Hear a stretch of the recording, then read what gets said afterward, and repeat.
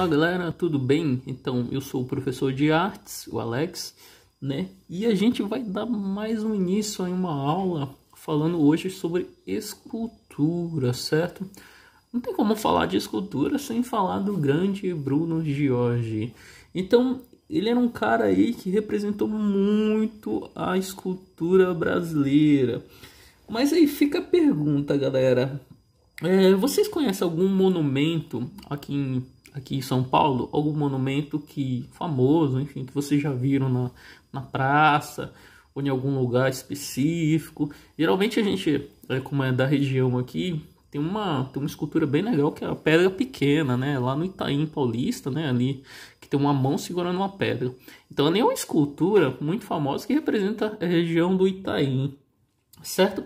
Então, como a gente está se tratando aí também sobre sólido geométrico, sobre essa questão mais de forma geométrica, aquela questão também mais de tridimensionalidade, então, lógico que eu tenho que falar desse artista, certo? Esse artista que teve algumas fases na vida dele até chegar até mesmo ao abstracionismo. Então, geralmente quando a gente fala de escultura, a gente lembra geralmente sempre dos mesmos, né? Tem uns artistas aí que são bem conhecidos e infelizmente os brasileiros eles deixam a desejar nessa parte, porque por mais que o Bruno Giorgi ele tenha um repertório enorme de obra de arte, as pessoas não conhecem ele. Não conhece ele como artista, não conhece ele como escultor, não conhece ele como um cara que revolucionou a arte brasileira, né? Geralmente a gente conhece mais os artistas de fora. Eu posso citar até um livro para vocês, que é do Gombrich, de História da Arte, né? Então o Gombrich ele mostra exatamente uma questão dos artistas europeus ser mais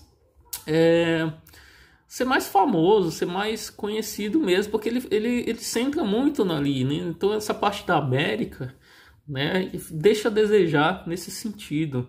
Então quando eu falo de escultura, a gente lembra de quem? A gente lembra do Michelangelo, e a gente lembra que o Michelangelo ele produziu Pietà, a gente lembra também que ele produziu Davi, Moisés.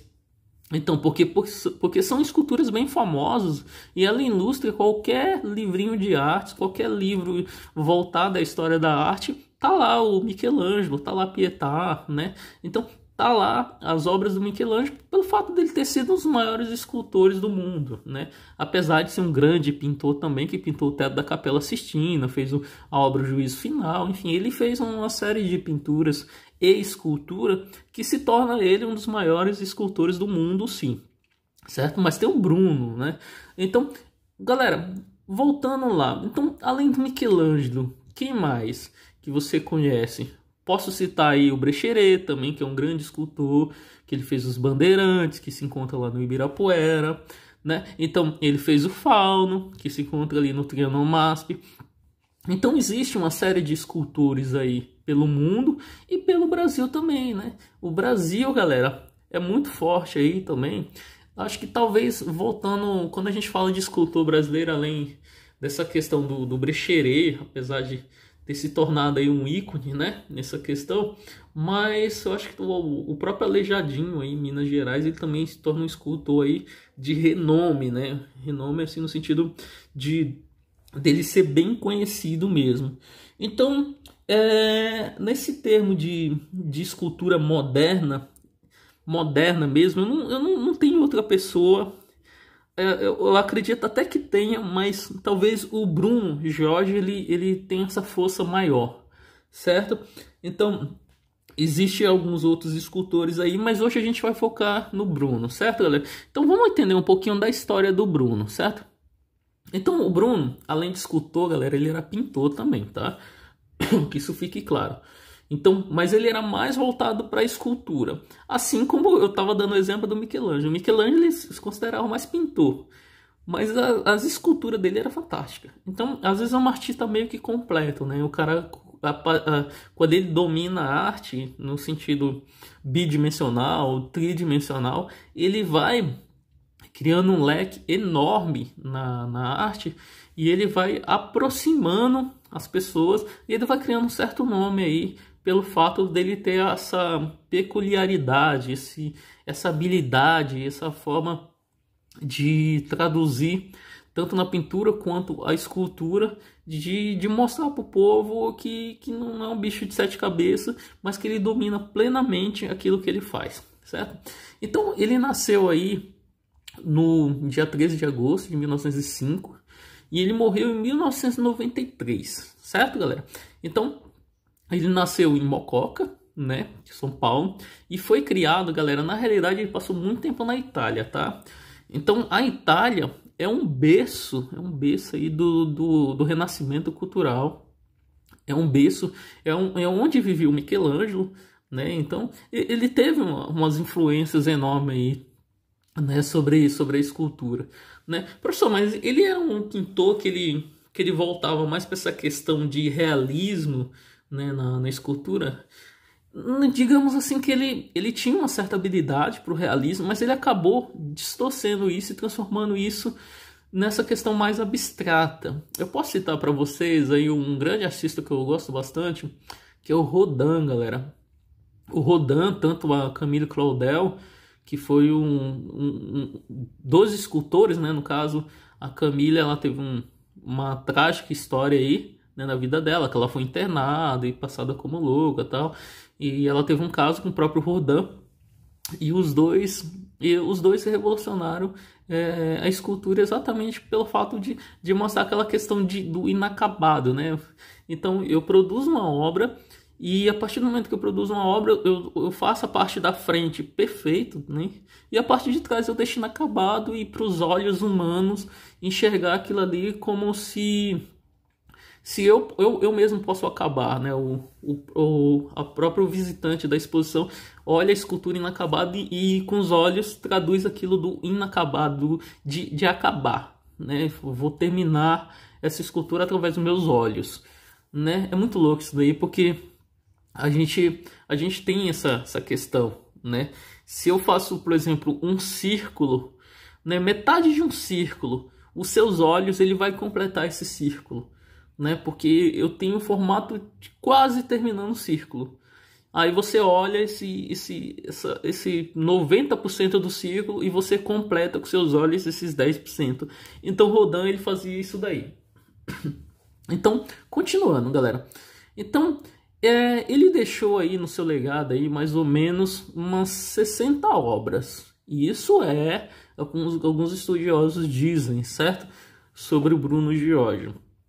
Provavelmente pode ter sido mais, né? Esses artistas, geralmente eles têm um sketchbook onde eles fazem os seus desenhos, suas anotações. Isso daí acaba se tornando uma espécie de obra de arte também, pessoal. Um esboço, ele é uma obra de arte. Alguns rabiscos, ele é uma obra de arte.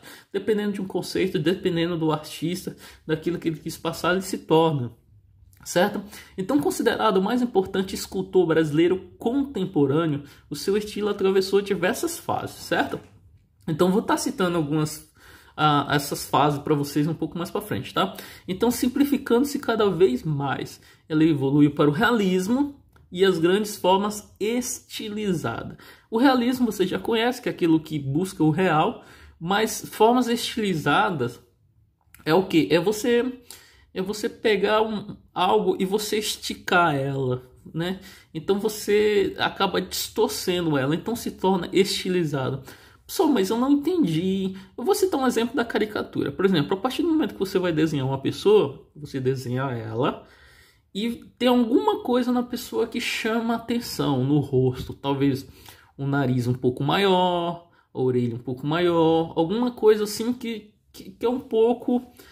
digamos, desproporcional ao rosto, então que chama a atenção, certo? Então o que você vai fazer? Se você vai transformar esse realismo em caricatura, então você vai esticar aquela parte da pessoa que já é um pouquinho grande, pelo menos nos seus olhos você acha que é grande, então você estica, então você está estilizando, então você está transformando numa caricatura. E é a mesma coisa da escultura. Por exemplo, a partir do momento que você faz uma escultura e você quer estilizar ela, você vai distorcer e ela acaba indo até mesmo, dependendo se você estilizar muito, ela acaba indo para o abstracionismo, né? Isso rola muito na escultura. Por exemplo, eu gosto de citar muito um artista que é a Tomi Otaki. Tomi Otaki é uma pintora, escultora, que ela estilizava muito as obras dela nesse sentido, tá? Tem até um museu dela, tá, galera? Depois vocês dão uma pesquisada aí sobre o museu da Tomi Otaki.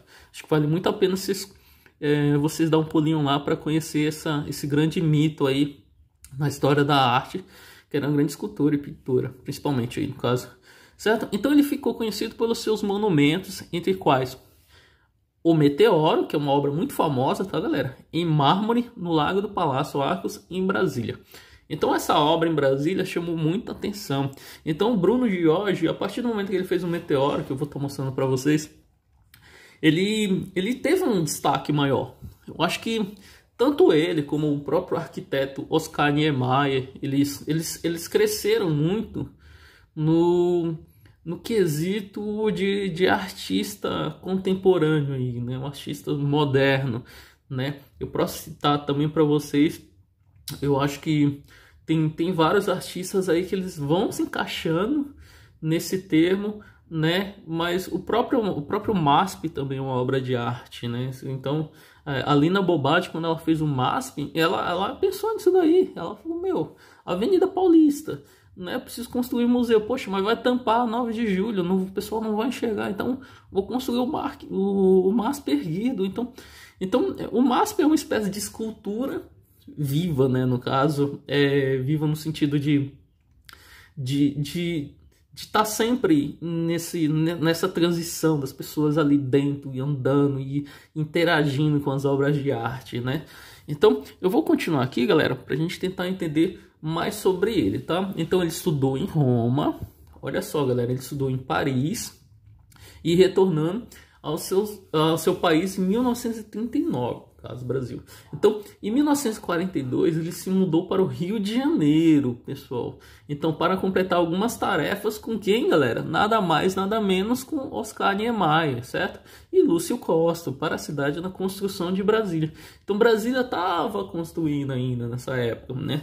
Então, Oscar Niemeyer estava planejando, desenhando e tudo aquilo lá para formar o que hoje é conhecido aí como Brasília, né? Que vocês podem verificar aquelas formas, aqueles traços do Oscar Niemeyer. Professor, mas o Oscar Niemeyer, ele fez outras coisas além de Brasília, galera? Fez sim, galera. Se você for notar, a própria Bienal de Arte aí, pessoal, que eu vou estar citando agora no próximo parágrafo para vocês, Bienal de Artes foi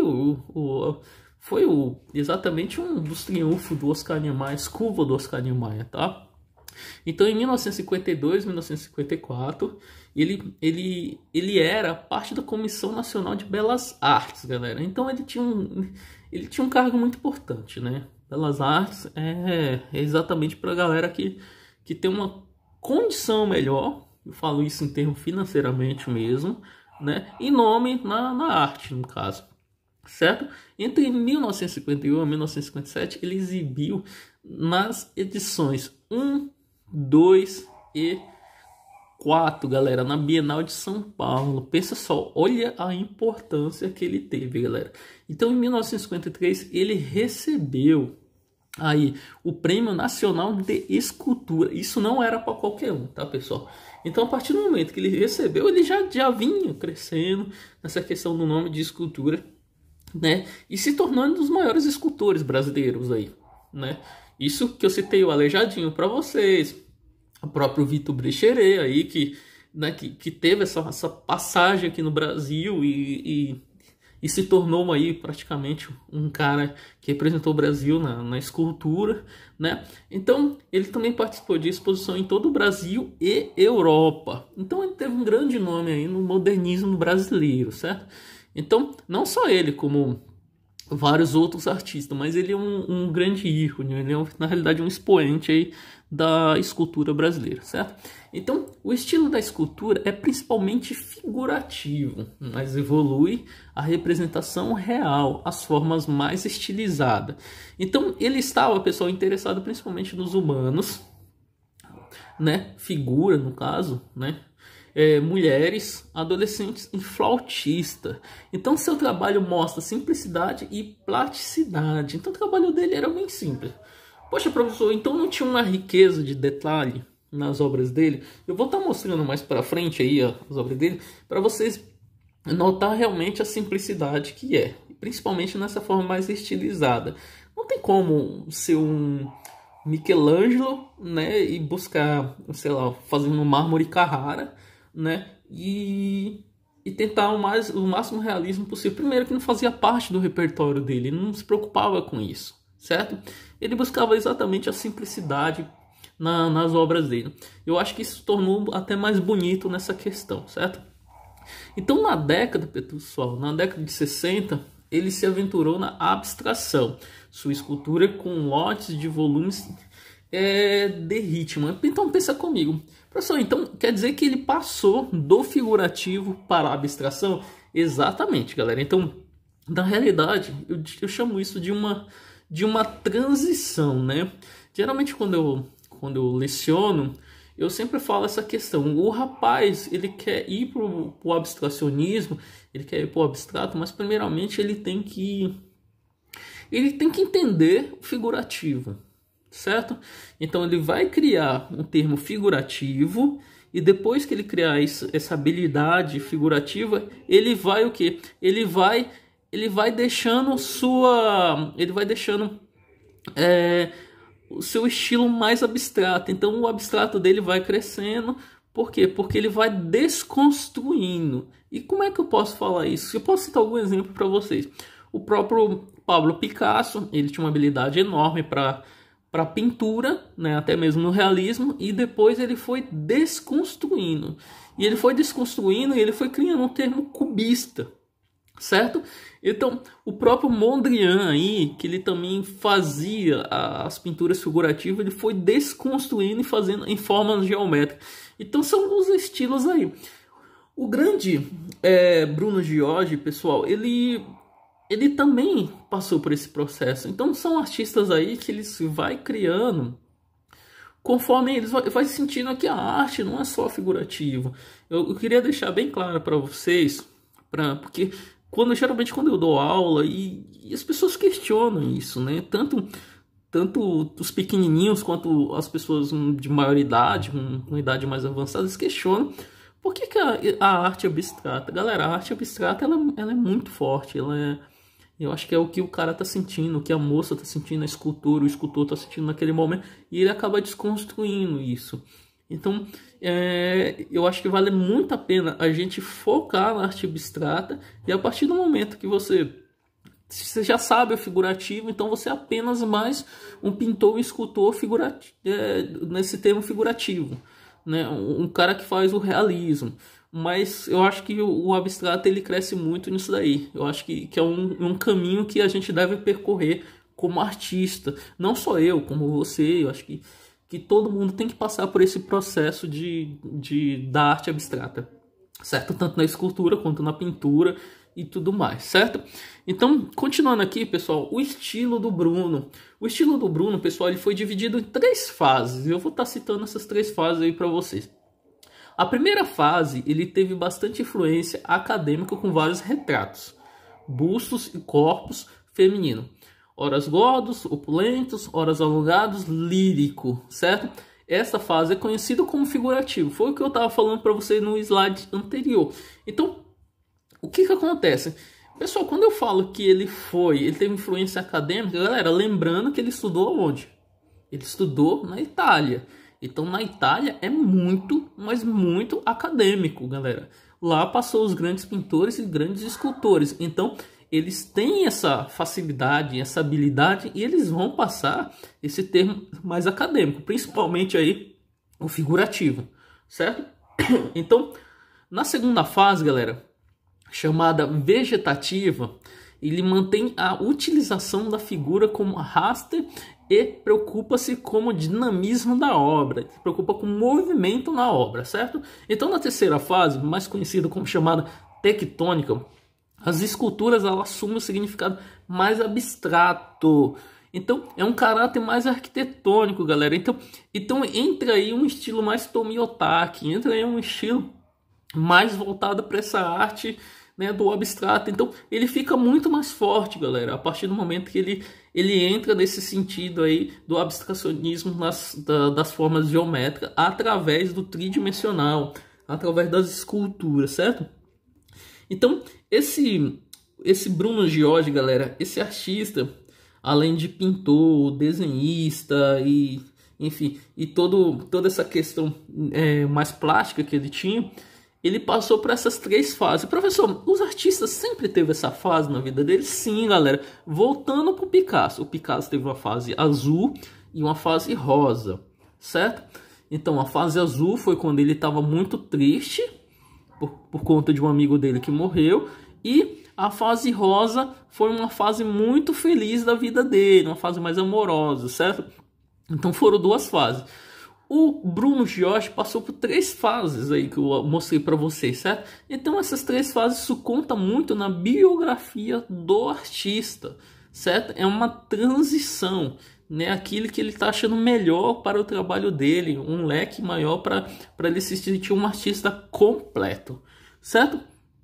Então aqui, pessoal, fica as obras dele.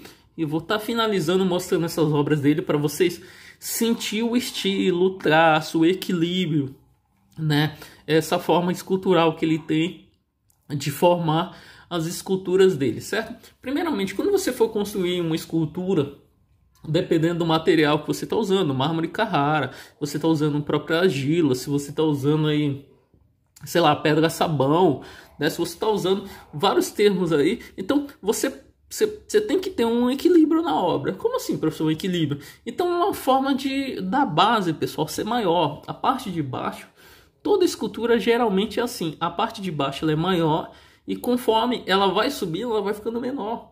Ou ela vai criando uma coisa, vai afinando, vai nesse sentido aí.